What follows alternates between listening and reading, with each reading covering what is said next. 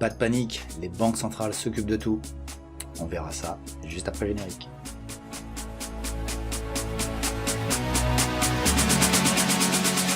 Bonjour à tous et bienvenue sur Fondamentalement Bourse, la chaîne des investisseurs qui ne se contentent pas d'essayer. Je voulais commencer aujourd'hui par remercier tous les gens qui se sont abonnés à la chaîne et qui, ma foi, regardent ces vidéos régulièrement. La chaîne monte tranquillement en puissance et je suis vraiment très fier de voir que des gens apprécient ce que je fais. Et ben, je vous invite à regarder tout de suite le programme de la journée parce qu'il va être chargé et il y a pas mal de choses à raconter. Alors, un petit peu comme à l'habitude, aujourd'hui on va faire un petit point sur la macroéconomie, on verra que c'est pas une grande catastrophe, mais il y a des choses très intéressantes qui se passent au niveau macroéconomique sur plein de zones du monde.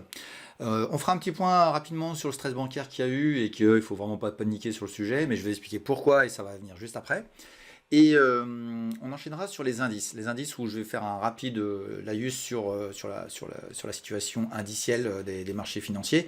Vous verrez que c'est intéressant ce qui se passe. La dernière chose que je dirais sur les indices, c'est que je vais intégrer les indices, mais les indices maison, ceux que je fais depuis longtemps, et ceux qui me connaissent depuis longtemps savent très bien de quoi je parle. Et on va faire un petit point sur l'indice PTDR, auquel on a eu des petits mouvements la semaine dernière, et vous allez voir que c'était plutôt perspicace. Et on terminera avec vos actions, comme d'habitude, celles que vous avez demandées, et celles que vous voulez qu'on étudie, et on va regarder ça tous ensemble pendant cette vidéo. Avant de passer à la suite, je vous invite à vous abonner à la chaîne, ainsi que mettre la petite cloche pour avoir les notifications qui vous permettront d'avoir en primeur toutes les nouvelles vidéos que je vous proposerai dans le futur. Allez, c'est parti pour la macroéconomie. On va faire le tour de 15 derniers jours pour voir un petit peu ce qu'il s'est passé. Allez, on regarde ça tout de suite. La semaine dernière, on a commencé plutôt mardi avec des chiffres sur la Chine qui étaient assez intéressants puisque si vous regardez bien, voilà, on est mardi, et ici, vous avez le PIB du premier trimestre chinois et qui sort à 4,5. Et donc, on avait fait 2,9 précédemment, on pensait 4 et on a fini à 4,5. Donc, il y a un gros redémarrage de la Chine. Ceci explique cela sur beaucoup de sujets par rapport au fait que l'inflation, pour moi, elle baisse parce que s'ils redémarrent, ils envoient beaucoup de choses, s'ils envoient beaucoup de produits, écoutez, ça va faire baisser l'inflation. Et puis, le CAC 40 monte parce que des chiffres bons sur le luxe. Je vous rappelle que le CAC 40, c'est le meilleur indice chinois du monde. Voilà, donc la production industrielle, pareil, 2,4, ça passe à 4, et puis finalement ça fait 3,9, mais bon, ce qui a été retenu, c'est plutôt la partie ici. Voilà. Donc ça c'était pour le mardi, quelques autres chiffres mais qui avaient moins d'intérêt, et je passe juste sur l'indice ZOO, qui est l'indice du sentiment économique allemand, qui baisse, mais qui est positif. À vrai dire, on va voir que l'Allemagne, c'est pas si mal que ça, à vrai dire. Voilà. Mercredi, ça c'était le moment important de la semaine dernière, c'était les chiffres sur l'inflation européenne, puisqu'on avait ici l'IPC. Donc, grosse baisse, puisqu'on avait 8,5 précédemment, et on pensait 6,9, on a fait 6,9, tous les chiffres ont été cohérents, les calculs étaient bons, donc il n'y a pas eu d'écart, il n'y a pas eu de surprise. Voilà, l'inflation baisse, alors merci le pétrole, on peut le dire, merci le pétrole qui a fortement baissé au mois de mars. Ce sera pas aussi facile le mois prochain en tout cas pour le mois d'avril, sur les statistiques de mai, ce sera pas tout à fait la même chose, ce sera certainement un peu moins baissier. Voilà, puis on va continuer sur la semaine précédente pour retenir une chose sur les statistiques américaines qui, pour moi, c'est un peu révélateur. Vous voyez, il y a du rouge un peu partout. Alors c'est pas très important, mais un peu plus d'inscriptions au chômage que prévu. Un indice manufacturier de la fête de Philadelphie qui est fortement dégradé, et qui est dégradé depuis longtemps, à vrai dire. Il est négatif depuis un bon bout de temps, ça fait, je crois que ça fait 6-7 mois qu'il l'est. Et puis les ventes de logements qui se tassent un petit peu. Alors, faudrait que je vous dise des choses qui soient extraordinairement avec des mots un peu journalistiques, là, histoire de vous faire peur, mais à vrai dire, il n'y a pas grand-chose, quoi. Ça baisse tranquillement. Pour l'instant, il n'y a pas de catastrophe. Alors, on va regarder d'autres trucs qui sont un peu plus inquiétants, mais c'est pas sur ça qu'il faut s'inquiéter pour l'instant, et surtout pas le chômage. C'est pas là où il y aura le problème. C'est mon avis. Et on a fini la semaine vendredi dernier, on a fini la semaine avec les PMI un peu partout sur l'Europe et puis aussi aux États-Unis, puisqu'on avait le PMI allemand sur le manufacturier qui est donc mauvais, le manufacturier anglais aussi qui est mauvais, et les services qui sont eux plutôt positifs. Alors en Angleterre et aux États-Unis ici, et qui sont même supérieurs au consensus. Ça veut dire quoi? Ça veut dire que bon, bah c'est le côté manufacturier qui est pas bon, c'est plutôt le côté service qui est pas mal. Et j'ai envie de vous dire, ça doit orienter un petit peu vos portefeuilles aussi. Faut y réfléchir un petit peu. Pensez à ça. C'est tout bête, mais la macroéconomie peut vous servir à au moins choisir si vous allez dans les services ou dans le manufacturier. Voilà la réponse que vous pouvez avoir sur ce sujet-là. C'est pas une catastrophe, hein, tout ça. Hein. On a des chiffres qui sont mauvais. Les PMI sont pas bons. Mais c'est pas non plus le grand drame. On espérait que ça remonte. Vous voyez, en Allemagne, on espérait que ça remonte. Et puis ça n'a pas remonté. Vous verrez que sur d'autres sujets, je suis pas si négatif que ça. Voilà. Allez, on continue avec la semaine suivante qui était donc début de cette semaine. L'indice IFO du climat des affaires allemand. Ben, vous voyez, lui, il est pas mauvais. Alors il est légèrement en dessous, mais bon bref, il est pas mauvais en soi-même. En Allemagne, ça va pas si mal que ça. Le pire est fait. Voilà. On va continuer. Alors c'est une semaine qui est pas extraordinaire au niveau des statistiques. Il y a quelques trucs. On va pas traîner trop longtemps parce qu'il y avait pas grand chose à se mettre sous la dent. On va juste commenter un truc. C'est plutôt sur la partie construction américaine. Voilà. Donc les permis de construire un peu supérieur à ce qui était prévu, mais en baisse par rapport à avant, donc ça se tasse tranquillement. Bon, c'est pas énorme. Les ventes de logements ont surpris, puisqu'elles ont été assez fortement supérieures à ce qu'on s'attendait, les ventes de logements neufs aux États-Unis. Donc, il n'y a pas non plus une crise du logement en soi-même sur le logement résidentiel. C'est pas la même chose sur le logement commercial. Et puis on a dans la deuxième partie de la semaine, on a eu des chiffres. Alors c'est toujours dans le même esprit. C'est la semaine un petit peu des chiffres sur les biens importants. Quoi. Il y a les voitures, j'allais dire les bagnoles, les voitures, les maisons, etc. Puisque commande de biens durables, ça veut dire ce que ça veut dire. Hein. C'est pas des pâtes et des chocolats. Et donc on a un chiffre qui est sorti positif. Il est à plus 0,3 ici, alors qu'on va prévoyait à moins 0,2. Donc ça, c'est un très bon chiffre. La consommation américaine, elle tient bien, contrairement à tout ce qu'on peut raconter. Alors on parle de crédit, etc., mais c'est toujours vécu à crédit, les Américains.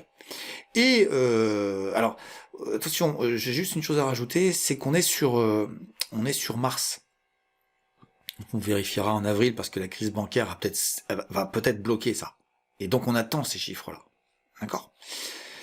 On continue un petit peu pour finir ce récapitulatif des 2 semaines. PIB américain, ça, pour moi, grosse surprise. Le PIB américain a fait plus 1,1 et on attendait 2. Donc, réaction des marchés jeudi, ce jeudi, parce que là j'enregistre jeudi soir, réaction des marchés très particulièrement positive parce que qui dit baisse du PIB, dit baisse de l'inflation, dit toujours la même histoire, pas de hausse d'intérêt. Je pense qu'il n'y aura pas de nouvelle hausse de taux d'intérêt. Ça fait un moment que je le dis, donc voilà, on verra bien si j'ai raison, mais pour moi les chiffres sont clairs. C'est fort, puisqu'on était à 2,6 précédemment et on est passé à 1,1, donc là c'est quand même un bon ralentissement économique, ça y est, on le tient notre ralentissement économique. Mais c'est pas une crise économique ça, qu'on soit clair. Un sujet qui m'inquiète un petit peu, il va falloir surveiller vraiment dans le futur, c'est les promesses de vente de logement. On a eu -5 ici. Donc c'est tombé jeudi après-midi. On a eu -5 alors qu'il était prévu 0,5, donc plutôt surprise forte. Ça n'a pas empêché les marchés de monter. Je pense qu'ils ont été plutôt boostés encore une fois par le PIB qui ralentit ici. Puis les inscriptions au chômage n'ont pas spécialement augmenté. À vrai dire, les inscriptions au chômage, je vais vous le dire, ce sera un ralentissement économique, peut-être une crise, mais sans chômage. C'est clair, sans chômage. Je répète, sans chômage. Et ça fait longtemps que je le dis, il n'y aura pas de chômage. Voilà. Et puis vendredi, alors je fais un update, c'est évidemment, ça bouge fort sur quelque chose. Bon, il y a le Japon qui nous fait son petit rapport sur ses perspectives économiques. On verra bien, mais bon, généralement, la BOJ, il se passe jamais rien, donc tout va bien. La dernière chose que je vois, c'est les IPC allemands, le PIB allemand, donc on va regarder un petit peu ce que l'Allemagne donne. Je pense, sur l'Allemagne, que nous avons une exagération de baisse sur l'Allemagne. Alors je peux me tromper, hein, mais moi je pense que c'est pas si grave que ça. Ça peut être un chiffre meilleur que prévu, ici, au trimestre. Et je vais vous dire pourquoi. Voilà, j'en termine, je reprends la caméra. Je vais vous dire pourquoi. Il y a une stat que je vous ai pas vu voir parce qu'elle est à 2 étoiles. Là, c'est des stats 3 étoiles, c'est les plus importantes, mais il y a aussi des 2 étoiles et je les ai regardées un petit peu avant, je travaille un peu. La balance commerciale de l'Europe, la balance commerciale était très fortement négative, mais très très fortement négative. Elle était, je crois, à 33 milliards la dernière fois. Il y a eu un chiffre qui était prévu à 22 milliards, donc négatif, hein, et il est sorti à plus 4. Donc, on est de nouveau exportateur net. Ça, en Europe. Et qui est le plus exportateur en Europe? C'est l'Allemagne. Donc je pense que le chiffre que je vous ai dit sur l'Allemagne sera pas si mauvais que ça. Voilà. Et l'Allemagne, ça va pas si mal que ça. Ça y est, ça revient. Donc voilà. C'est ça qu'il faut retenir un petit peu. C'est que ça redémarre en Chine. Ça baisse pas spécialement beaucoup aux États-Unis. C'est un ralentissement économique. Et l'Europe, c'est pas si mauvais. Donc vous voyez, je suis pas dans le négatif. Je suis inquiet sur 2-3 choses. C'est que les taux d'intérêt ont créé effectivement, la hausse des taux d'intérêt ont créé des bébés. Des bébés dans le placard qu'on est en train de cacher et qui vont ressortir. Donc on a eu encore un stress bancaire sur la First Republic Bank. Bon, j'ai envie de vous dire, on avait déjà parlé. Je vous mets le lien, je vous mets la photo de la bonne vidéo à aller voir. Mais j'en avais déjà parlé. First Republic, ça avait déjà décroché. On va dire si vous regardez le cours de bourse, toc, toc, toc. Bon bah voilà, c'est une banque qui va être vendue, qui va disparaître, je pense, et puis on va dilapider les actifs, et puis on va sauver les comptes, et puis ça s'arrêtera là. Voilà. Donc pour l'instant, pas de panique. J'ai envie de dire, le dossier était connu, faut pas s'inquiéter de ça. D'ailleurs, les marchés sont contre-fous totalement. Donc voilà. Ce qu'il faut retenir, c'est que les taux d'intérêt ont créé des bébés. Pour moi, il faut vraiment surveiller tout ce qui est consommation américaine, surtout sur les biens durables. Donc là, c'est les chiffres qu'on a vus. Il n'y a pas d'impact en mars. Est-ce qu'il y en aura en avril? On verra avec la crise bancaire. Ce qui est important, mais comme la Fed a bien réagi, on verra. On peut pas tout dire, je sais d'avance, parce que sinon, je suis Nostradamus. Mais vous avez certainement une situation qui est un peu tendue. Il y a des risques qui existent, mais ils n'ont pas déclenché. C'est pas pour ça que je suis spécialement positif sur les indices, mais j'en parlerai juste après sur la partie indicielle. Ce qu'il faut retenir aussi par rapport à tout ce que je vous ai dit, c'est que faut pas anticiper. Vous voyez, il y a des gens, vous entendez tout le temps des gens vous dire qu'il va y avoir la fin du monde. C'est continuel. Non, les chiffres, voilà, il y a des indicateurs qui sont pas bons en PMI, mais ça fait longtemps qu'ils le sont pas. Donc voilà, c'est amorosité, on a peur, les taux, l'inflation, vous savez, c'est pour une génération de ceux qui ont entre 20 et 40 ans, ils ont jamais connu ça. Moi j'ai connu ça, j'étais petit, donc c'est pour vous dire, j'ai 50 ans. Donc les acteurs économiques en général, ils ont 20, 40, c'est comme une grande partie des gens du monde économique. Et à partir de ce moment-là, ils paniquent par rapport à l'inflation. Mais l'inflation, c'est pas quelque chose de catastrophique sur tous les sujets. À vrai dire, ça va se maîtriser, ça va rentrer dans notre habitude, et vous verrez que c'est pas si mauvais que ça. Alors, et je parle pas de notre panier ménagère. Moi aussi, je subis des hausses de partout. Mais par contre, de manière macroéconomique, c'est pas assez grave que ça. Les salaires suivront. Il y aura peut-être des tensions sociales pour obtenir ces augmentations de salaire, mais c'est pas quelque chose qui sera problématique. Et de toute façon, les augmentations de salaire, il y aura dans le futur parce qu'on manque de main d'œuvre. C'est pour ça que je vous dis on ira à un ralentissement économique et pas à une crise, parce qu'on manque de main d'œuvre. Et moi, je vois pas une crise économique avec le plein emploi. C'est pas possible. Enfin, ou alors, faut que je revoie mes cours de macroéconomie. Mais pour moi, c'est pas possible. Voilà, je voulais pas faire trop long sur le sujet, voilà ce que je voulais voir avec vous sur la macroéconomie, et puis si vous voulez bien, on va enchaîner avec la suite. Allez, c'est parti pour la revue des indices, et cette semaine, on a un refus de sortir de mon fameux couloir que j'avais mis, que je trouvais pas très pertinent, et finalement, il y aura peut-être de la pertinence. On va se mettre en mensuel. Et le mois se termine, et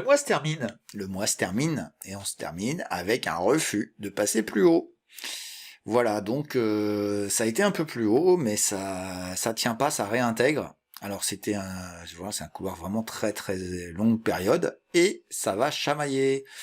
Ça va chamailler, donc je reste dans l'idée quand même qu'on est en fin de saison sur la chose, donc ça change rien de ce que je ressens globalement, mais graphiquement par contre, ça commence à parler.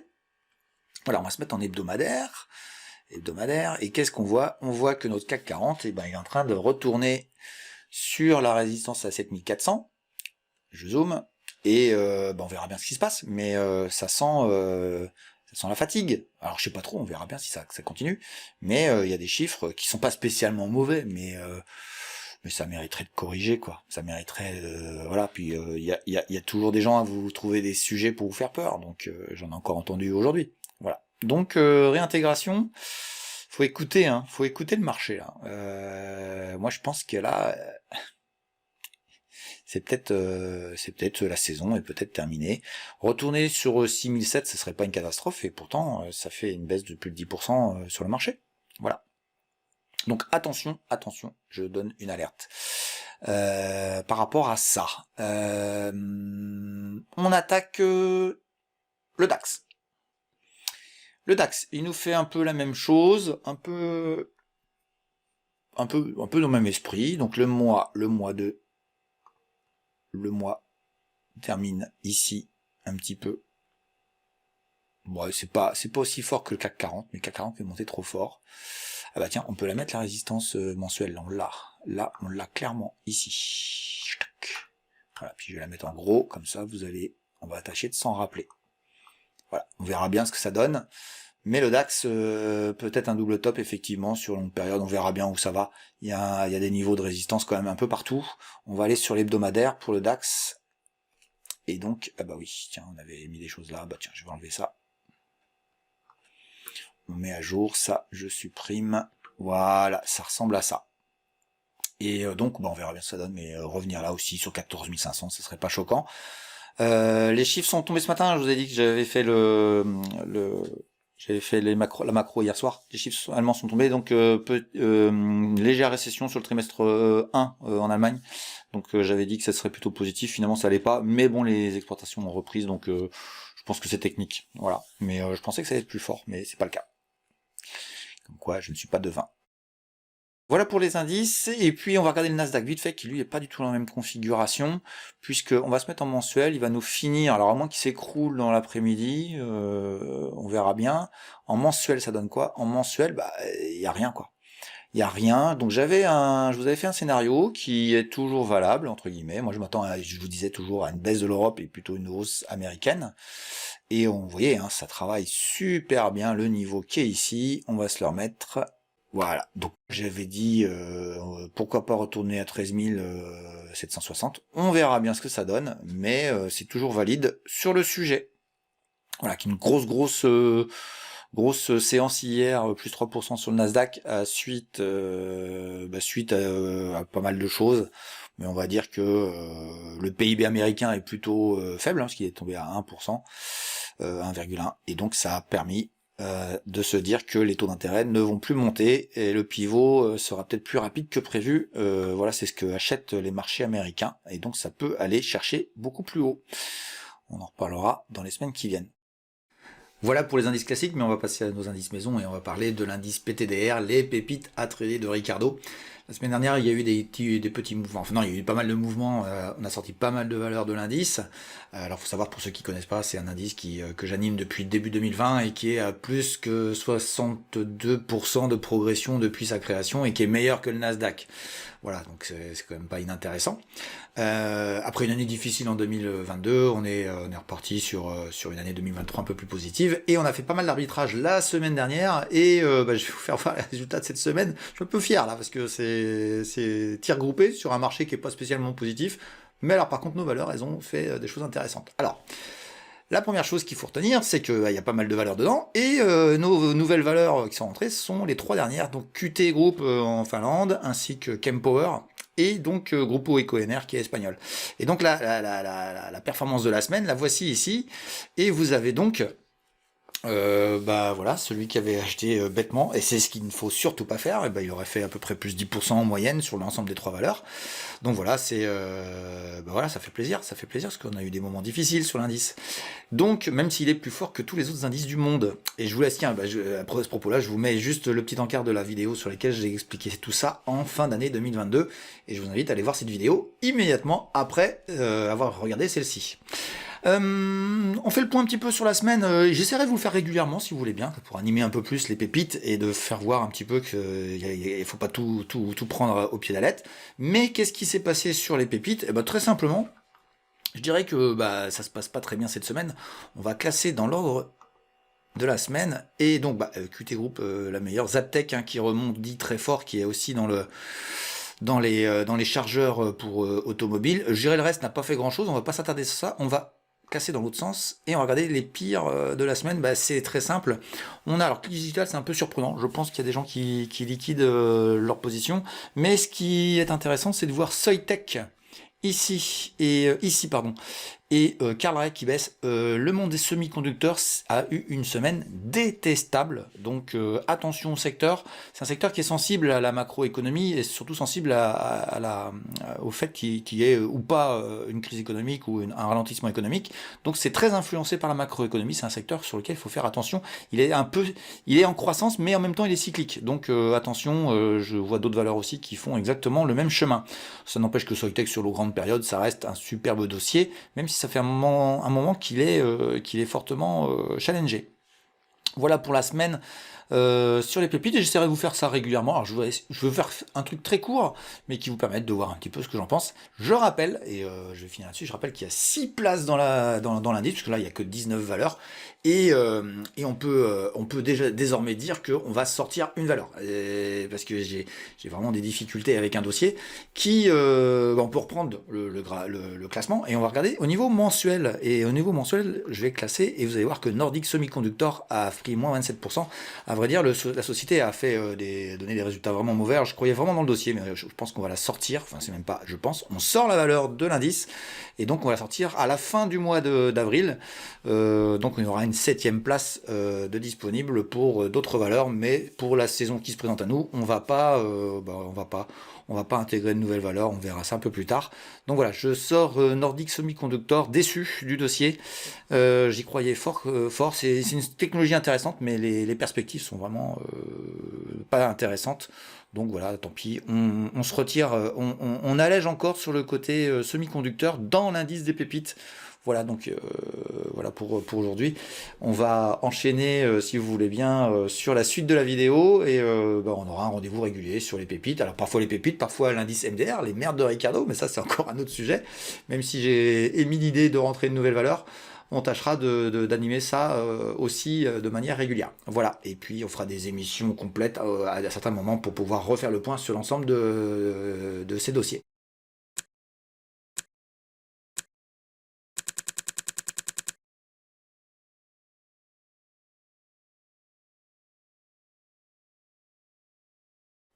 Allez, c'est parti pour la partie que vous attendez le plus. C'est la réponse à toutes vos questions sur le messagerie. Donc, je vous rappelle que vous pouvez me faire des propositions de valeur sur l'ensemble de la côte européenne. Un petit peu plus l'Europe de l'Ouest d'ailleurs que les pays un peu exotiques. Donc vous mettez des commentaires, vous n'hésitez pas, vous mettez les valeurs que vous voulez voir, vous mettez votre prénom, que je sache qui vous êtes, parce que des fois il y a des pseudos compliqués, et puis je me ferai un plaisir de faire l'analyse la semaine suivante pour justement vous répondre, donner une vision un peu fondamentale de la valeur, et puis faire une petite analyse graphique comme on va faire maintenant avec les valeurs que vous m'avez proposées il y a maintenant 2 semaines. Et on attaque avec Donsmo Cannabich.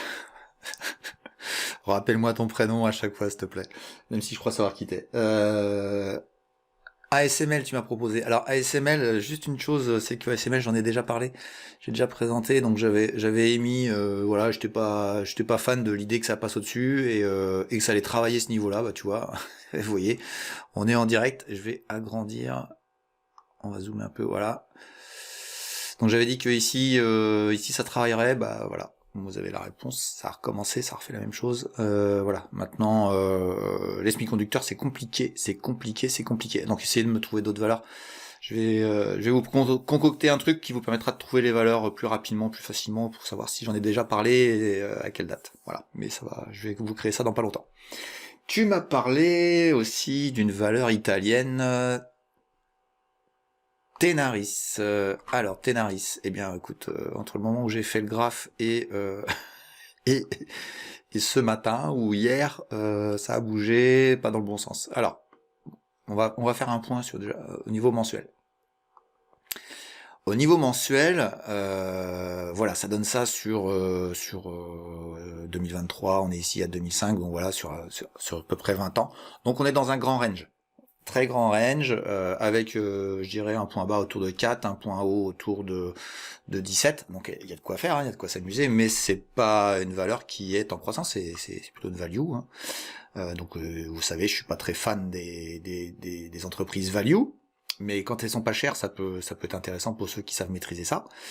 Et donc on a graphiquement, bah voilà, en rouge les résistances qui sont clairement établies avec cette zone là. Donc on y a touché et ça a été renvoyé dans ces 22 très fortement ces derniers mois. Et puis bah en bas, voilà, on a aussi, voilà, c'est un grand couloir légèrement baissier sur Tenaris. Des niveaux intermédiaires qui peuvent être intéressants, c'est le niveau de 11, le niveau de 8, voilà pour la vision globale. Alors, je vais passer en hebdomadaire, on va faire un zoom, et donc voilà, donc on a remonté depuis 2020, depuis le Covid à vrai dire, on a remonté de 4 à 17, hein, c'est quand même déjà super bien, et je vous ai tracé cet oblique là. Cet oblique qui a un peu de sens, je vais peut-être la recorriger, j'avais oublié la petite mèchouillette là, ouais voilà, tac, c'est pas perdu, c'est pas encore perdu, ça peut encore se faire, ah tiens, je vais peut-être encore mieux que ça, ici ça peut être ça, voilà, donc ouais ça peut être ça, on verra, vous verrez, il y a un niveau de prix qui est super intéressant, que tiens je vais dupliquer, ici, t'as un niveau de prix là qui est travaillé à plusieurs reprises. Voilà, donc c'est le rendez-vous, le rendez-vous graphique, il est là. Et puis je vais agrandir pour que vous voyez bien. On m'a fait la réflexion que c'était pas toujours très clair. Donc voilà, voilà ce que tu peux faire graphiquement. Au niveau fondamental, j'ai vérifié. Les analystes sont tous positifs, ils sont super fans, super. Par contre, les chiffres sont pas bons du tout, ils sont pas bons pour l'avenir, donc j'ai envie de te dire, moi perso, bah, je suis pas fan. Je pense que le gros a été fait et ils annoncent une baisse de bénéfices et il y a un sommet en 2023, mais 24-25, ils disent, c'est eux qui disent, c'est les analystes le valorisent, le disent aussi. Ils disent baisse de chiffre d'affaires, baisse de bénéfices. Je sais pas si si ça baisse à ce niveau-là, faut pas attendre grand-chose quoi. Donc voilà. Moi je suis assez épaté quand même de voir que les mecs qui font des révisions haussières de leurs estimations de cours, tout en disant bah ouais ça va baisser au niveau des bénéfices et du chiffre d'affaires. Il faut qu'ils m'expliquent comment ils arrivent à faire ça. Il y a des fois tu te poses des questions. Donc voilà, si ça marche, hein, si ça rebondit puis que tu peux y aller.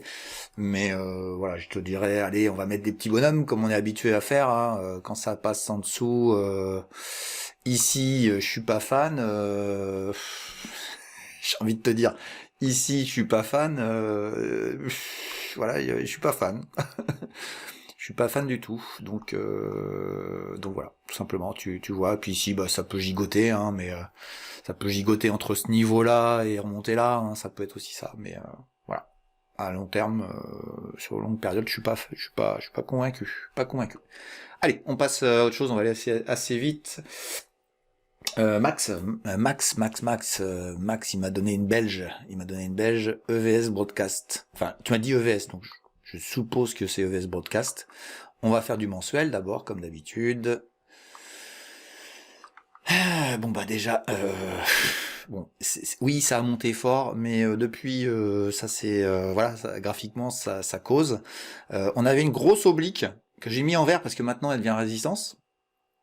On peut revenir dessus, hein, c'est possible, sur longue période. Donc voilà, ça c'est la première chose qu'il faut que tu retiennes, c'est que ça peut redescendre par là, et du coup, si t'es acheteur à 20 puis que ça descend à 10, ça sera peut-être compliqué de tenir psychologiquement. On a une grosse résistance qui s'est mise en place ici, hein, clairement. En rouge, là, que j'ai noté, je t'agrandis, hein, tu vois le niveau, on ira voir en hebdomadaire, si on verra mieux, autour de 24. Bon, et travaillé à plusieurs reprises dans l'histoire du graphe, hein, donc elle est assez évidente. Et puis j'ai retenu ça aussi, c'est peut-être intéressant, ça remonte, ça respecte ça. L'enjeu c'est entre les deux, quoi. Voilà, hein, qu'est-ce qui va se passer? On va aller en hebdomadaire pour voir un peu plus près, un peu plus dans le temps actuel. Donc on retrouve nos éléments. J'ai pas trouvé de truc au niveau hebdo qui était assez expressif. On peut à la limite ouais, il y a peut-être un couloir, ouais, il y a peut-être un petit couloir. Oui, si, il est pas mal, il y a de la gueule. On va le laisser comme ça. Il y a un couloir haussier, et on est dedans, voilà. Donc si j'ai envie de te dire, tant qu'on tient, j'agrandis, hop, tant qu'on tient, c'est bien. Ici au-dessus, ça serait super. Et donc en dessous là, si ça voulait redescendre en dessous ce niveau-là, là, c'est pas terrible. Tiens, je vais te mettre une petite résistance aussi là. C'est peut-être sympa ça. Ce niveau de prix là, il a l'air aussi intéressant. Voilà. Donc voilà, on a cadré un peu. Tu vois un peu ce que tu veux faire. Alors je sais que les gens adorent VS Broadcast. Tiens, tu me donnes l'occasion d'aller voir ces fondas. Je te redis ça de suite. Bon, je vais te décevoir. J'attends rien, si. J'attends rien. Mais il y a pas de... Il y a rien. Enfin, c'est un dossier sans intérêt pour moi. À mon avis. C'est mon avis. C'est mon avis. Et je répète que ce ne sont pas des conseils. C'est juste mon avis perso. Voilà. Désolé, mais... En Belgique, c'est compliqué, hein. Je te cache pas que la côte belge, j'ai énormément de mal à trouver des beaux dossiers. Énormément. Pourtant, j'adore la Belgique, j'ai plein d'élèves belges. Mais j'ai pas du tout de produit. J'ai vraiment pas de dossier fondamentalement vraiment plaisant sur la Belgique. Désolé.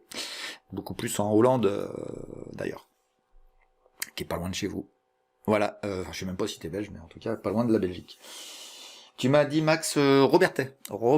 Ah, Robertet. Ça, c'est intéressant de me parler de ce dossier-là. Robertet. On va se mettre en hebdomadaire. En mensuel, pardon. Bon, voilà, c'est un superbe dossier. Hein. Magnifique dossier. Pour celui qui a acheté en bas, bah, ma foi, c'est bien. Hein. Tu restes là. Ça fait des années que ça monte. J'ai regardé les fondamentaux rapidement, Robertet, parce que je suis pas convaincu. Je vais te dire ça. Ouais, c'est bien ce que je pensais. Donc, alors, je vais te dire fondamentalement, comment te dire. C'est cher. Ça mérite d'être cher. Hein, ça mérite d'être cher. La question, c'est est-ce que ça peut être encore plus cher? Et c'est ça la question. Les gens, ils comprennent pas ça. Moi, ça m'afflige, mais bon, faut se former aussi en même temps. C'est cher et je vois pas pourquoi ça irait plus haut. Alors quand je dis que ça irait plus haut, on est bien d'accord que je suis dans la partie ici là. Voilà. Donc tu as des supports hein, qui sont bien établis sur très longue période. On est en mensuel là. Hein. Donc là, par là, voilà, ça peut être sympa, mais aller casser les 1065 là. C'est du trading là-dessus. Trading. Je suis désolé. Je sais que tout le monde est fan de Robertet, l'activité est sympa, blablabli, blablabla. Ouais, c'est pas pour ça qu'il faut aimer un dossier. Hein. Moi, je trouve qu'il est pas. Il y a pas de jus quoi. Il y a pas de truc pour l'emmener plus haut. Allez, on va regarder un petit peu en hebdo. Donc en hebdo, ouais, je t'ai tracé une petite oblique là. Alors, pointillé, ça veut dire que je suis pas sûr. Mais elle a du sens. Hein. Regarde, tu vois, touchette. Alors ici c'est un peu gloubi-boulga par rapport à ça, mais sinon je trouve qu'elle a du sens. Donc tu regardes, voilà. Allez, on met des petits bonhommes comme d'habitude. Bon, ici je suis négatif, hein, dernier support on va dire. Là faut rien faire. Et puis bah j'ai envie de te dire, allez tiens, je vais mettre ici, moi je pense que ça serait difficile de passer, et puis voilà, ça peut être sympa voilà, allez, si tu passes au-dessus là, voilà, si tu passes au-dessus, mais là, c'est pas plus que ça. Voilà, voilà.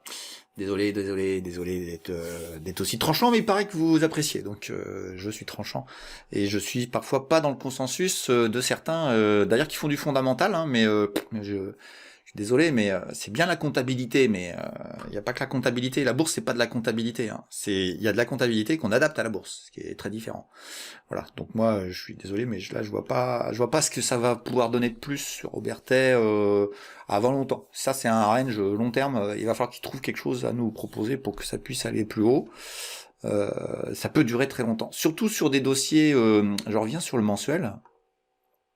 Sur le mensuel, quand vous avez une accélération comme ça qui est continuelle, vous voyez là ça travaille, puis ça repart. Mais là ça a duré 1 an ça. Là ça fait depuis 2019 qu'on est dans cette partie-là. Là. Ça fait 3 ans, 3-4 ans. Pour moi, tu peux rester 10 ans là. Voilà. Bon, pas d'intérêt. Enfin moi, personnellement, je pense qu'on a autre chose à faire ailleurs. C'est mon avis.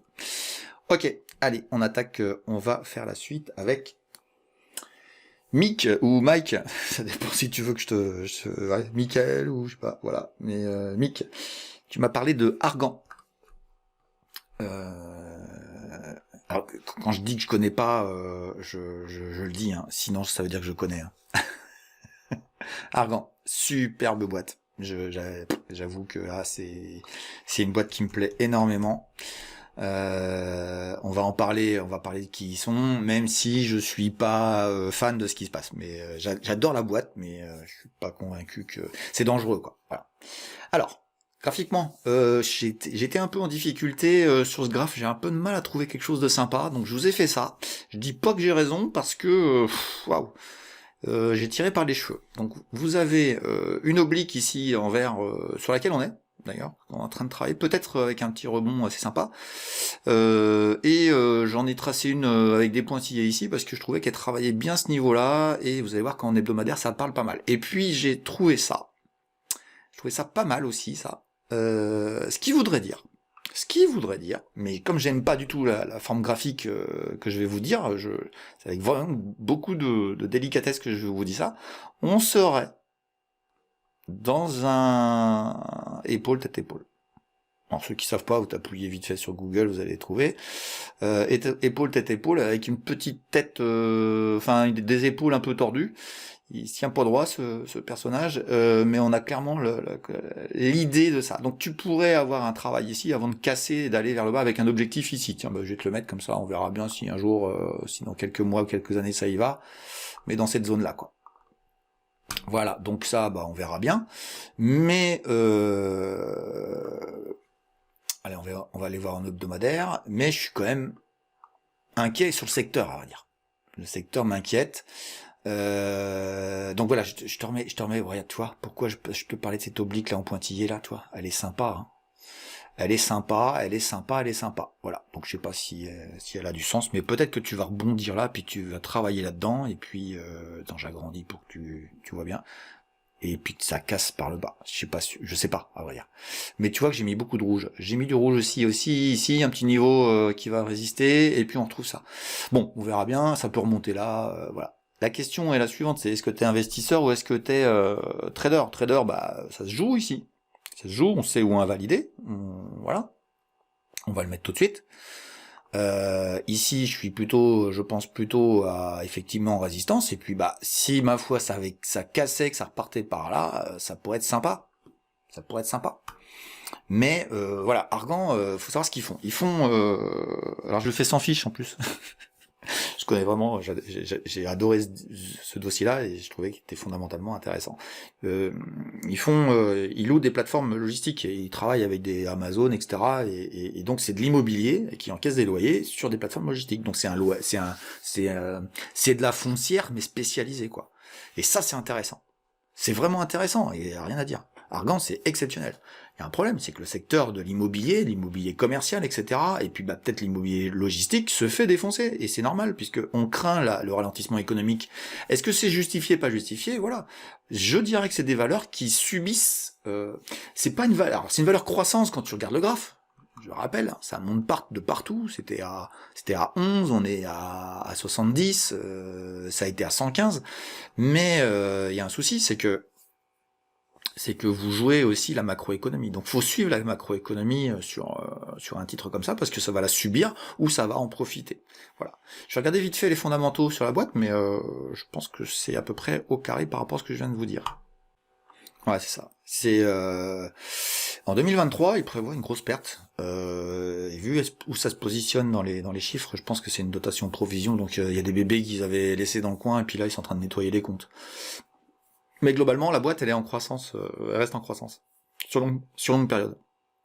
Donc c'est vraiment un combat entre la macroéconomie qui va dire voilà, il y aura des pertes, il y aura des gens qui vont ralentir au niveau des plateformes logistiques, et ben du coup ça va impacter voilà tout le monde logistique est un petit peu tiraillé, hein, faut dire ce qu'il est. Et puis tu as la possibilité que ça rebondisse, et quand ça repartira, je pense que Argan sera apprécié. Voilà. Donc voilà, j'aime bien l'entreprise, j'aime pas le graphe, j'aime pas j'aime. Il y a des dossiers que tu peux aimer puis que t'as pas envie de rentrer en termes de graphique. Voilà, ça m'arrive parfois, c'est un peu le cas de celle-ci, mais franchement c'est une super valeur. S'il y avait un grand crack économique, je sais pas quoi, un truc, une grande crise économique là, puis que ça descendait à 45, ça commencerait à pas être cher s'ils tiennent leurs chiffres. Donc voilà, je répète quand même un truc juste au passage quand je dis ça, tout ce que je raconte, si vous regardez pas les news, enfin vous êtes des gens, vous êtes des poulets sans tête, hein. Vous savez pas ce que vous faites, hein. Qu'on soit clair, hein. C'est-à-dire que vous allez courir, vous allez peut-être gagner, mais ce sera le hasard. Les gens qui font du graphe, c'est ça, hein. Il faut regarder les news, il faut faire attention aux news et voir si ce que je raconte correspond au scénario. Parce que si la boîte dit finalement je vais faire pire que prévu, voilà, c'est ce que je disais il y a pas longtemps dans une autre émission. Voilà, les entreprises, ça reste des hommes, donc faut faire attention. Mais voilà, Argan, super dossier, j'adore. On verra bien ce qui se passe graphiquement, mais t'as des trucs intéressants sur ce que je viens de te faire voir. Tu m'as proposé Vetoquinol. Ah tiens, ça c'est intéressant, Vetoquinol. Ah, les fondamentalistes, ils adorent Vetoquinol. Eh bien, je passe directement en mensuel et je vais te raconter ce que j'en pense. Bon, ok, c'est produits vétérinaires. C'est une boîte qui progresse, hein, qui est sur un domaine d'activité intéressant et qui grandit à la vitesse que tu vois là, ici. Voilà, donc c'est vraiment, on est en mensuel là, donc tu vois, ça monte lentement. Et puis ça accélère très fort. Ça monte, alors ça sort de 71, ça monte à 150, et ça revient. Ça s'appelle une exagération. Une exagération boursière, c'est trop cher. Enfin, ça méritait pas une multiplication par 2. Donc ça a été valorisé beaucoup plus cher. Mais les fondamentaux de l'entreprise ne justifient pas ça. Donc résultat des courses, tu te retrouves dans une situation où ça redescend. Ça redescend, c'est en train de travailler ici. Alors évidemment que ça travaille, ça rebondit, etc. Mais moi, Vetoquinol, je suis désolé, c'est vraiment l'entreprise refuge quand tout va mal. C'est-à-dire qu'on aura toujours à manger à ses chiens et on les emmènera toujours chez le veto. Donc voilà, c'est je t'ai mis des résistances quand même pour que tu vois bien où ça se passe. Il y en a une ici qui est assez évidente là. Ici, comme ça, j'agrandis. Tu as ici, là, c'est assez évident, donc là j'ai envie de te dire que tant que t'es là-dedans, voilà, si ça allez, je vais te faire plaisir, si t'es acheteur, si ça passait au-dessus, tu pourrais éventuellement regarder, mais tu vois, ça pourrait résister aussi à ce niveau-là. Allez, et puis en dessous, là, c'est carrément au revoir, hein. Merci marché, tiens, je vais l'enlever celui-là pour pas t'embêter, mais non, enfin... J'ai autre chose à faire ailleurs, quoi. Enfin, moi, personnellement, je suis pas fan. Je suis pas fan. Je sais qu'il y a des mecs qui vous expliquent ça. C'est bien de regarder comment ils chargent les camions et comment la comptable saisit les factures, mais c'est pas ça l'analyse fondamentale, hein. L'analyse fondamentale, c'est de regarder ce qu'ils proposent, et moi, je vois rien, quoi. Pour moi, ça, c'est une exagération. On revient à la moyenne haute. Voilà, tu vois. C'est ici que ce serait plus intéressant. Voilà. C'est mon avis. Je répète, c'est mon avis. Et pas des conseils. Je le dirai tout le temps, hein, je suis obligé de le faire. Voilà, merci Mike pour ces dossiers-là. Ça me permet de mettre le point sur les i sur certaines choses. On va attaquer avec Hervé qui m'a fait de la scandinave, qui m'a fait de la suédoise. Alors, On va attaquer. Merci Hervé, c'est sympa, on va faire un peu d'étrangère. Alors Hervé nous a parlé d'un dossier qui s'appelle Enoelf qui est, qui est coté à Stockholm. Donc voilà le graphe. Je pense que ça veut dire ce que ça veut dire. C'est un dossier dangereux. Alors il se trouve que Hervé il me connaît depuis longtemps. On a échangé un petit peu. Hervé, ça fait partie d'un moment où je croyais dans le dossier et puis il se trouve que les chiffres annoncés ont complètement disparu, donc j'ai sorti des pépites et j'ai eu raison parce que finalement elle a jamais rien donné. Et Noelf, tant qu'elle donne rien, il faut pas y aller, ça perd de l'argent, voilà, et puis il donne même plus de perspective vraiment, donc voilà. Donc voilà, le graphe il est assez clair, je zoome un peu, hein, voilà, c'est baissier. Alors évidemment ça vaut pas cher, en plus c'est en couronne suédoise, donc 0,91, faut savoir, faut diviser par 10, hein, même par 11, hein, donc ça fait 9 centimes la valeur. On est sur une small, voilà. Donc ça c'est la première chose. En hebdomadaire, un peu plus intéressant, on a eu un rebond avec du volume, donc ça c'est intéressant de voir comment ça travaille, mais on a déjà eu le cas avec des déceptions. Donc il faut vraiment que ça se retourne. Là j'ai envie de te dire, politique des plus hauts et des plus bas. Est-ce que ce plus haut est le futur, enfin est-ce qu'il y a un futur plus haut par ici? Et donc en gros, est-ce que ça va sortir de cet oblique? Voilà, c'est tout. Et à partir de ce moment-là, si graphiquement il se passe des choses comme ça, j'irai voir le dossier, peut-être. Il va falloir qu'il nous donne beaucoup de choses. Pour l'instant, t'as vraiment rien à faire là-dessus. Voilà, moi, j'ai même pas envie de vous dire d'acheter ça. Enfin, c'est baissier sur toutes les unités de temps et c'est encore un dossier très dangereux. J'ai aimé, mais je vous avoue que c'était au début de ma découverte de la Scandinavie. Alors savoir que dès que je découvre un pays, j'ai toujours des gamelles. Il faut s'habituer à un pays et en Scandinavie, bah voilà, j'ai fait des erreurs et ça en fait partie. Tiens, j'en ai une autre oblique là que je vais te mettre, qui me semble intéressante. Ouais, ici un truc comme ça là, qui ressemble à ça. Voilà, je te mets un peu plus un plus gros. Voilà, donc c'est tracé. Attends, je l'ai mise en rouge, faut que je la mette en vert. Paf. Parce qu'on a le prix au-dessus. Voilà, donc j'agrandis, tu vois, ici au-dessus, on commence à s'intéresser, mais il faudrait même que ça aille beaucoup plus haut, puis que ça refasse une pattern intéressante.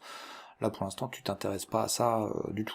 Voilà, désolé, ici tu es dedans. Faut pas écouter à 100% ce que je dis, faut faire votre propre opinion, et il faut faire des plans. Voilà, si c'est le cas. Tu m'as parlé d'OX2 que j'ai... alors par contre, elle fait partie des pépites. OX2, et on va regarder ça tout de suite. Alors, OX2, donc très simplement, tant qu'on est au-dessus de l'oblique, que je t'ai tracé ici, qui a réagi plusieurs fois, le mois dernier ça avait réagi ici, hein, pile poil, voilà, tu peux considérer que ça se passe bien. Et on a eu des news ce matin. Le chiffre est un petit peu en dessous de prévu, mais ça gagne un peu plus que prévu. Donc voilà, c'est mi-figue, mi-raisin. On va regarder en hebdomadaire ce que ça donne. Je suis plutôt pas inquiet, tu vois, ça réagit, ça réagit. Et on a une oblique là, qui va être à mon avis le juge de paix. Donc évidemment, si ça casse, on est intéressé. Si ça va en dessous, faut savoir sortir. Mais pour l'instant, ça gigote là-dedans. Et il faut essayer d'optimiser ton prix d'achat sur le dossier. Donc voilà, c'est une pépite, c'est un dossier que j'apprécie depuis ici. Et puis pendant la guerre, c'était effondré, et puis bah finalement c'est reparti, et franchement c'est pour moi c'est une des plus belles valeurs. Je répète, hein, sur les énergies renouvelables, faut pas aller en France. C'est du n'importe quoi la France sur le sujet, et quand on voit des influenceurs vous expliquer qu'il faut acheter du Neoen ou du Voltalia, bah bon courage, hein, mais sur longue période, ça n'a jamais rapporté rien, alors qu'en Allemagne, en Suède, en Italie, en Espagne, pardon, pas en Italie, vous avez des choses super intéressantes, mais faut-il s'intéresser à ces pays? Voilà, pour OX2, je te remercie, hein, Hervé, pour me donner des valeurs étrangères, puis je te remercie pour ta fidélité, parce que Noël, ça fait très longtemps que j'en ai parlé, c'était il y a des années. Voilà, et je fais des erreurs, ne l'oublie pas. Juju, alors Julien, Julie, je sais pas. Et en tout cas, tu m'as parlé de N-Tech. On va aller regarder ça tout de suite. Voilà, donc une petite valeur que j'apprécie puisque j'en ai parlé au tout début ici. Voilà, et quand ça avait fait ça. Et puis, bah, ma foi, ça s'avère que ça a bien monté. Et là, ça retombe sans... Voilà. Alors, ceux qui font des harmoniques, à mon avis, ça doit vous intéresser, ce type de graphique. On va regarder en mensuel d'abord s'il y en a quelque chose qui s'exprime bien. Et ben, ce qui s'exprime, c'est que c'est très erratique, hein. Ça monte, ça baisse dans le mois. Enfin, voilà, on sent qu'il y a pas, c'est pas très structuré comme graphique au niveau mensuel. Et on a touché ça. Alors, je sais pas si j'ai raison. Elle a plus d'expression en hebdomadaire. On va aller voir en hebdo. On est donc sur une valeur qui est introduite depuis peu de temps. Voilà, donc j'ai mis ça. C'est peut-être pas bon ce que j'ai mis, hein. Ouais, je disais, ceux qui font des harmoniques, à mon avis, ça va leur plaire, parce que voilà, c'est aussi une vague de Wolf, peut-être, là, qui se présente à nous. À voir. Ce qui est important, au-delà des mots graphiques, là, on met des étiquettes sur des mouvements de prix, mais ça reste des mouvements de prix. Un mouvement de prix qui monte lentement, qui est monté à un certain rythme, et puis qui s'est cassé la figure pour retrouver les niveaux d'introduction. Le niveau d'introduction, il est ici, donc ça réagit dessus. Ça, c'est technique, hein. Pour l'instant, ce qu'a baissé, je comprends pas. Donc voilà, je t'ai mis un petit bonhomme vert ici pour dire, bah voilà, si ça repart, c'est bien. Et puis si ça va en dessous, bah c'est moins bien. Les résultats arrivent bientôt, donc on verra bien ce que donne Entech. J'aime bien le dossier. J'aime bien fondamentalement, voilà, j'aime bien les entreprises bretonnes, mais c'est un hasard. Il se trouve qu'elles sont bretonnes, mais voilà. Attention, c'est jeune dans son développement, ça gagne pas beaucoup de sous, ça dit que ça va en gagner, bah ouais, mais il faut le faire. Et il y a peut-être des gens qui ont un doute. Maintenant, alors je vais enlever la bougie. Voilà. En termes de volume, ça n'a pas baissé avec volume. Il n'y a pas de conviction forte. Donc je sais pas. J'ai envie de dire, attendons les résultats et voyons ce qu'ils disent. Et en fonction de ça, tu sauras si le dossier est intéressant ou pas. Moi j'aime bien, hein. J'aime bien le dossier. J'aime bien ce qu'ils font, mais c'est une petite entreprise, donc faut faire attention aux petites entreprises, hein. Toujours faire attention aux petites entreprises. Elles sont fragiles. Mais c'est là aussi où on trouve les plus beaux dossiers. Je pense à SES Imago Tag, évidemment, qui a fait un x6, x9, pardon, enfin je sais même plus tellement ça monte, en 3 ans. Merci Juju pour ce dossier, puis n'hésite pas, c'est la première fois que je te vois, je crois, donc bah t'hésites pas à me reposer des questions, n'hésite pas. Florent, tu m'as parlé de Veralia. Alors Veralia, très bonne idée de me parler de Veralia. Je comprends pas le dossier. Je suis désolé, moi il y a des dossiers que je comprends pas. Et ça là, la hausse là, ici, je comprends pas. Donc là on est en mensuel, hein, donc ça va monter pour 6 mois. Je te dis pourquoi. Veralia je connais assez bien, j'ai envoyé des camions pas mal là-bas. Veralia, tout simplement, c'est une boîte qui fait du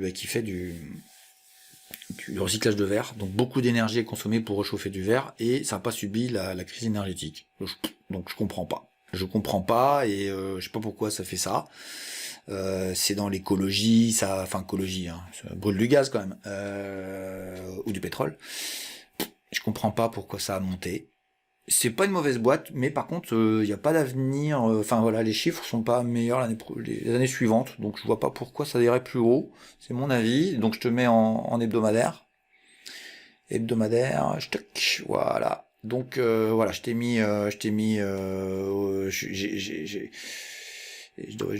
devrais pas te le mettre comme ça. Je devrais te le mettre comme ça. Voilà. Et puis, tu vois, ça peut ranger ici longtemps, parce que je trouve qu'il y a rien qui donne envie d'aller plus haut. Et puis si ça tombe en dessous, là, c'est pareil, voilà. Donc t'as deux niveaux là qui travaillent, je te laisse regarder. Mais je comprends pas Veralia. Donc moi je m'abstiens, hein, je comprends pas pourquoi ce dossier-là monterait. Mais il a des bons chiffres, hein. Il a des bons chiffres, il est apprécié de tout le monde adore. Moi voilà. Je serais pas étonné qu'il retombe quoi. On verra. On verra si j'ai tort, si j'ai raison. Mais pas fan. Voilà, désolé. Et puis Florent, tu m'as donné aussi Vonovia. Ah, t'aimes bien les V, toi. Il y a des spécialistes des A, puis il y a des gens qui aiment bien les V. Alors Vonovia, on est dans l'immobilier allemand. Donc je connais le dossier, hein, parce que je connais des relations personnelles qui sont investies dessus. Donc Vonovia, ça a monté fort, ça s'est effondré. Et puis je n'ai pas le sentiment que ça va remonter. C'est de la foncière, donc allemande. Le problème de Vonovia, c'est que les chiffres qui sortent sont des chiffres catastrophiques. Ils passent une perte de 6 milliards d'euros cette année, ils reperdent de l'argent l'année prochaine, et à vrai dire, je sais ce que c'est, parce que je lis un peu les bilans, et je sais ce qu'ils font, ils sont en train de nettoyer les bébés, c'est-à-dire qu'ils ont caché des pertes qui n'existaient pas. Là, ils passent tout, là, ils passent les 6 milliards, ce qui pour moi veut dire que les gains, les bénéfices qui étaient faits là, étaient faux, ou en tout cas pas vrais. Bon, c'est la même chose, tu vas me dire. Résultat des courses, là, bon, alors, chute à cause des taux d'intérêt, le secteur des foncières s'est fait dès qu'elle a miné, je te le dis quand même, il y a des dossiers qui sont pas tombés dans les foncières. Mais elle s'est pris une grosse claque. Et on découvre comment dire, ils sont en train de nettoyer les comptes à hauteur de 6 milliards. C'est-à-dire qu'ils cachent plein de conneries. Et moi, je te le dis, le staff, j'y crois plus. Et il se trouve que ici, la vente, là, moi je te dis, c'est des gros, là. Parce que 150 millions de titres échangés en un mois, ici, ça veut dire que là, la révélation est tombée. Alors celui qui est pas sorti, ben voilà, il se retrouve plombé. Donc tous ceux qui font du DCA, je vous souhaite un bon courage, parce que c'est pas gagné que ça remonte. Pendant 2 ans, ils vont faire de la perte financière importante, les capitaux propres vont être mangés, enfin voilà, c'est... Voilà, c'était une belle pépite, mais menteuse. Voilà, donc les Allemands sont spécialistes, hein, on va pas refaire le cas de Wirecard et puis d'autres choses, hein, mais les Allemands sont des spécialistes. Voilà, donc je t'ai mis ça, voilà. Et ça rebondit uniquement parce qu'on est revenu sur le niveau du prix d'achat à l'introduction, hein, mais pour moi, ils mentent. Voilà, et c'est fini. Et je vous le dis, un dossier au moment, c'est terminé. Ne m'en parlez plus. Tu pourras m'en reparler si ça remonte, hein, j'aurais eu tort, mais... François m'a dit voyageur du monde. Ah, c'est perspicace, tous vos dossiers sont vraiment des dossiers intéressants pour différentes raisons. C'est vraiment sympa. Voilà, c'est pas mal ça, mensuellement. Ah oui, Vonovia, j'ai pas mis le graphique hebdo parce que les foncières, c'est vraiment du long terme. D'ailleurs, ça fait beaucoup de... Les foncières font beaucoup d'émules parce qu'ils ont des gros dividendes. Ouais, bah... Tu vas mettre des années à récupérer ton argent parce qu'il y a des dividendes. Il se trouve qu'ils en redistribuent cette année alors qu'ils perdent de l'argent. Bon, bref. C'est scandaleux. Scandaleux. Bref. Voyageur du monde, donc pour François. Oui, c'est ça, c'est François. Super valeur. C'est une superbe entreprise qui a un principe de faire des dossiers, des voyages spécifiques aux gens, un peu sur mesure. Donc c'est du haut de gamme. Du haut de gamme en tourisme. Donc super entreprise, graphiquement je trouve que leur bon est pas mal, intéressant, etc. Sur du long terme. Donc toi, hein, on voit bien la chute à cause du Covid, et puis bah, la réouverture qui est vraiment, voilà, c'était un call, c'était vraiment une société qu'il fallait acheter pour le rebond suite à la réouverture du Covid. La question c'est est-ce que ça va aller plus haut demain? J'ai envie de te dire, ça, les fondamentaux disent oui. Alors, pour l'instant je suis super positif. Je t'ai mis, alors graphiquement, hein, t'as vu, hein, je t'ai mis là, une petite résistance là, il y en a une autre ici, donc si ça passe au-dessus, bah faut être positif, mais ça va retravailler là, si ça passe au-dessus, bah faut être positif. Mais là, pour l'instant, je suis négatif, j'ai plutôt le sentiment que ça va aller en bas, sans renier ce que je viens de te dire. J'ai un problème avec Voyageurs du Monde, tout simplement, parce que on est dans le tourisme. Donc dès que t'as une bombe qui pète quelque part, une guerre, enfin bon, bref, qui se prend plein la figure, eh bien ce sont nos amis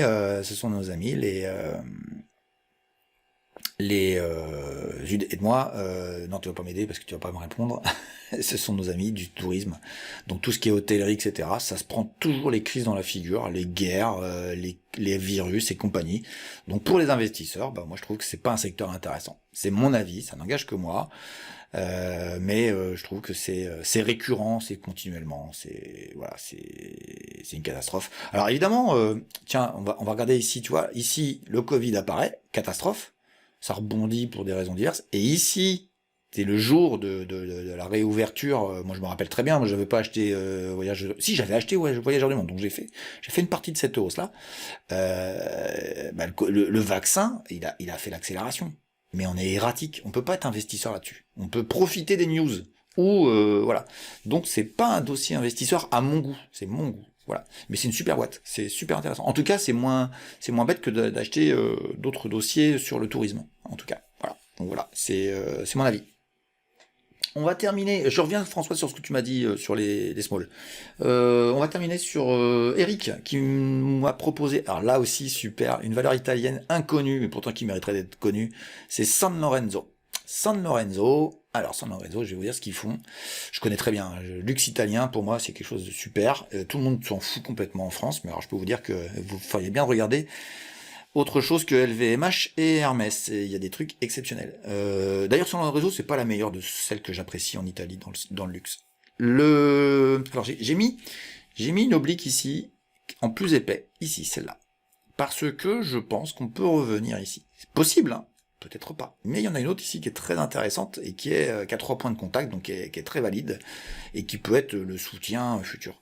Pourquoi je dis ça? Parce que San Lorenzo, ça ne grossit pas vite. Donc le graphe peut pas monter très vite, très longtemps. Mais nous sommes dans le luxe, donc c'est porté par le luxe.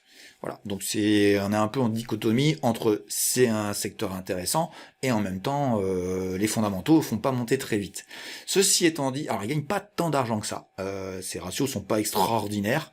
C'est pour ça que je vous dis c'est pas celle-là qu'il faut regarder le plus. Elle est pas aussi punchy que d'autres qui sont beaucoup plus punchy sur le marché italien du luxe, qui reste un pays de luxe. Je pense à un dossier Ferrari, par exemple, juste pour le citer.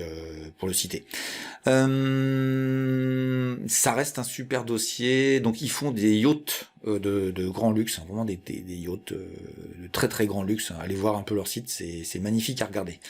À défaut de pouvoir s'en acheter. Enfin, j'imagine que tous les gens qui me regardent ne sont pas capables de se payer ce dont je parle. Voilà. Donc, en hebdomadaire, je te fais voir ça vite fait. En dessous l'hebdomadaire, c'est pas très intéressant, donc tu vois, ça fait globi-boulga, là, ça gigote, etc. Si ça passait au-dessus, on deviendrait positif pour aller chercher peut-être ce niveau-là après. Tant qu'on est en dessous, j'ai envie de te dire, il va pas trop, parce que ça peut retomber ici. Et là, c'est des zones d'achat. Voilà, je te les ai écrites et puis tu verras. Mais merci d'avoir cité ça. L'Italie est dénigrée et oubliée par les Français, c'est un scandale. C'est Milan, c'est une super place quand on sait s'y intéresser. Voilà. Et je vous le dis quand même, la place française, plus j'avance et plus je la trouve inintéressante au possible sur beaucoup de sujets. Ça se passe à l'étranger sur bien des thèmes. Voilà, c'est mon avis, ça n'engage que moi, mais en même temps, je ne fais que constater ce que je vois tous les jours. Voilà, donc pour les actions, c'est fini. Je voulais juste faire une parenthèse. Merci François de m'avoir posé une question sur les smalls. Pourquoi les smalls sont sous-valorisés? Oui, c'est des problèmes de flux, c'est de la macroéconomie. Oui, elles sont pas chères. Mais il y a des gens qui disent oui, le CAC Small, alors moi je le dis aussi parce que c'est un indicateur, mais quand tu vois que je rappelle qu'un indice c'est une salade de fruits, et quand la moitié des fruits sont pourris, ça fait pas une bonne salade de fruits, hein. Et c'est le cas du CAC Small. Enfin, allez voir la composition du CAC Small. Est-ce que les gens sont intéressés un jour de ce qu'il y avait dedans? Les biotech de partout, enfin ça peut pas monter, hein. Donc moi je regarde plus ces indicateurs-là, j'en ai d'autres que je me suis fait et que j'apprends à mes élèves à faire. Donc la réponse elle est la suivante. Oui, je constate aussi dans ce que j'ai fait une baisse des small. Elle n'est pas due, le CAC Small, il est d'accord avec moi, mais à vrai dire, il n'est pas révélateur de ce qu'on doit vraiment voir. L'idée que je veux vous dire, c'est que oui, les small, ça baisse. Et ça baissera encore, à mon avis. Peut-être pas, hein, j'ai peut-être tort. Pourquoi? Parce que il y a plein de phénomènes qui se mettent en place. Mais rassurez-vous, la cupidité fait que ça reviendra. Déjà, ça reviendra. Ça reviendra les small. Et ça reviendra fort. Et quand ça reviendra fort, je peux vous dire que ça sera beaucoup plus gagnant que les grosses mémères que tout le monde achète en ce moment.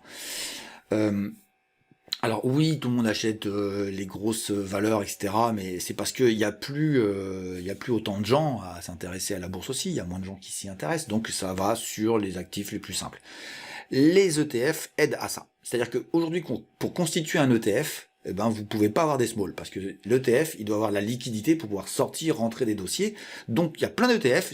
Vous avez Microsoft, Apple dedans. Enfin, faut que les gens, ils savent même pas ce qu'il y a dans les ETF. Donc je vous le dis tout de suite, c'est catastrophique, c'est pas du tout diversifié. Et donc comme tout le monde adore les ETF, tout le monde achète ça, et puis du coup ça fait monter des grosses valeurs. Et c'est au détriment tout cet argent qui est attribué dans ces nouveaux principes que sont les ETF, c'est de l'argent qui va pas vers les small. Donc on a structurellement effectivement un sentiment que les small, ça baisse.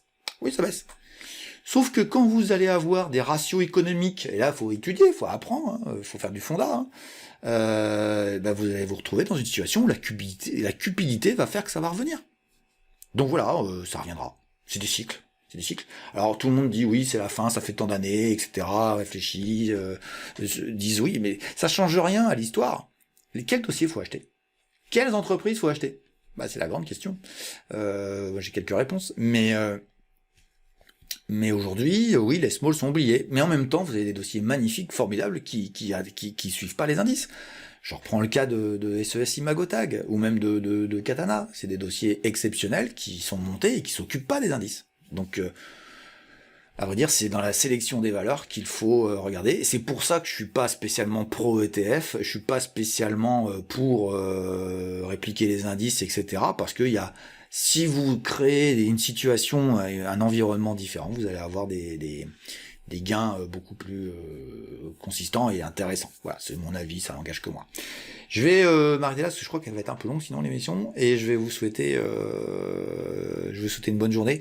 Je vais vous laisser juste regarder la petite vidéo sur mon sponsor parce que bah voilà, Darwinex a sorti un produit très intéressant qui s'appelle Darwinex Zero, qui vous permet de trader sans risque et qui vous permet aussi d'avoir des gens qui investissent sur vous.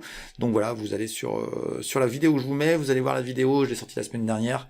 Et puis bah voilà, je remercie Nicolas et Darwinex pour leur confiance en moi, et je vous souhaite une bonne journée et à la semaine prochaine. Salut!